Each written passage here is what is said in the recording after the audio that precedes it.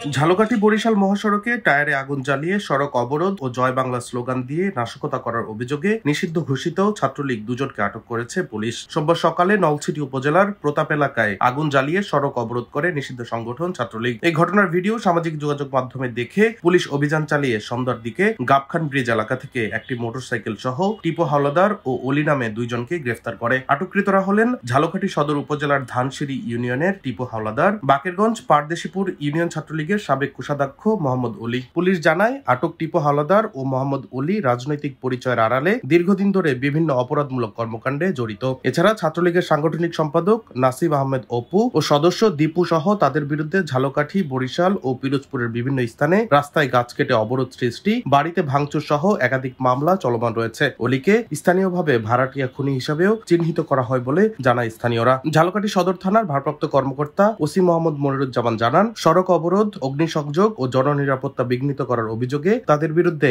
আইনানুগ ব্যবস্থা প্রক্রিয়া চলছে। ডেস্ক রিপোর্ট, দৈনিক ডেস্টিনি।